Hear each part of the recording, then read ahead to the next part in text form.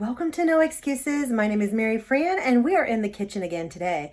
And I saw a recipe for an old-fashioned butter candy.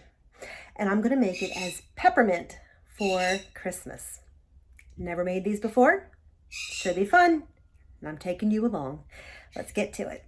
So here we are. We are ready to begin. These only call for 4 ingredients, 5 if you're going to color them. I am going to do a swirl or attempt to do a swirl. So I have a red. 4 ingredients you need. 1/2 cup butter, 3 cups of 10x sugar, 2 tablespoons of heavy whipping cream, and 1/4 teaspoon of peppermint. Now you know why I was looking for peppermint the other day when I was out and about. I don't know what the dog is barking about, but she's having fun doing it. We're going to start with a normal mixer bowl, and we're going to take our softened butter, and it's a stick of it. We are going to put that into our mixing bowl. We're going to beat that until the butter is nice and fluffy. Once your butter is nice and fluffy, you are going to add in 3 cups of powdered sugar.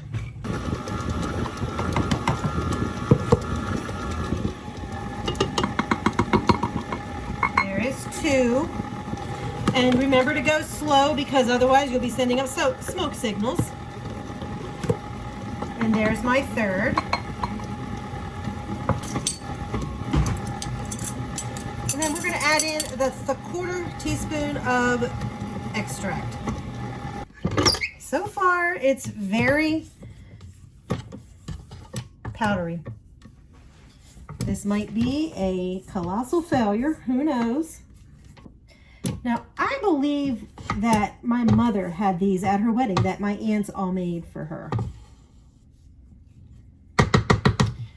I've never made them, obviously.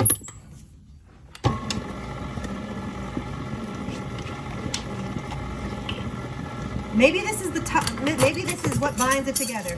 We need 2 tablespoons of heavy whipping cream. There's 1.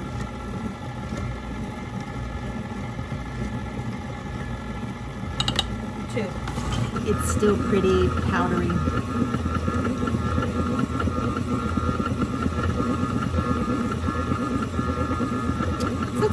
Let's add some more heavy whipping cream. Oh, that's getting better. It is. Smells like peppermint.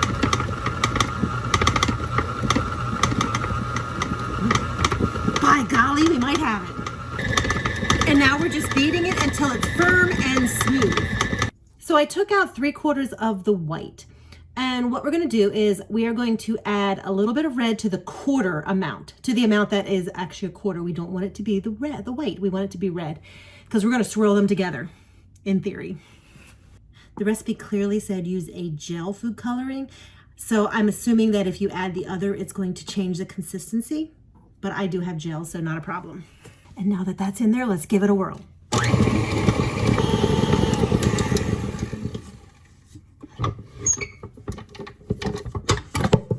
And now we are just going to take our dough and I'm going to divide this into 3 sections. And I'm just going to roll it into a long roll. The wax paper is annoying me, so we're just going to go without.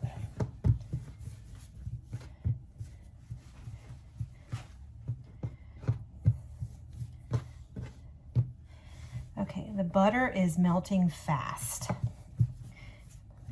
The butter gets soft very fast. Yeah, I'm not sure how this is going to work. Oh, goodness. This might be a colossal failure. And then I'm going to take some of the red and I'm going to roll that out into long strips also, which is very, very sticky. So we're just going to line that up with this because I'm doing it my own way here.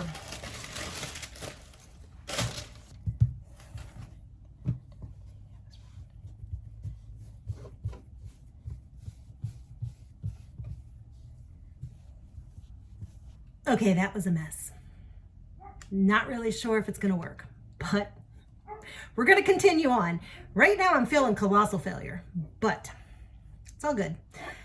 What's next? What's next is we are going to cut this down. I'm going to lay them here and they have to air dry for at least 2 hours.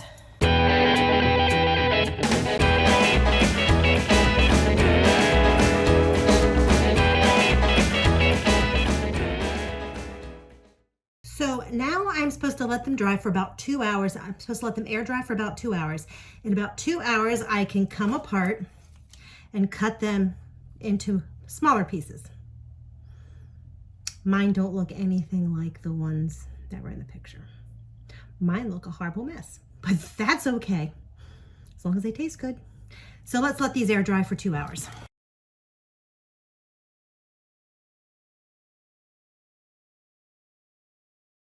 So they're actually a lot harder. They're still a little soft.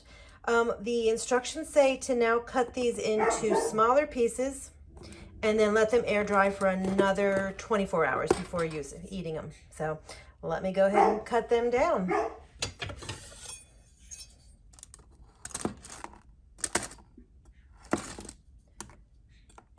That seems awful small. Maybe I'll do mine in half. I have a confession to make. I said they had to wait 24 hours. They didn't make it. I tried one. They are delicious. Jason got home, he was fiddling through the house and he walked through. I had a lay on a tray on the dining room table.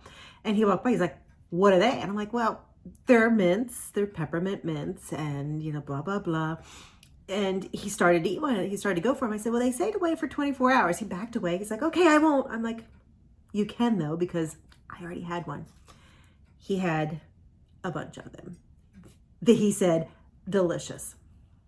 The problem is this. They're ugly as sin.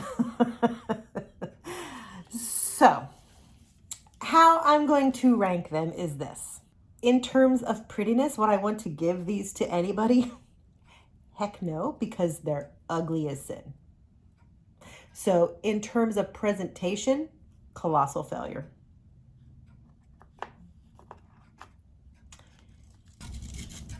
In terms of deliciousness,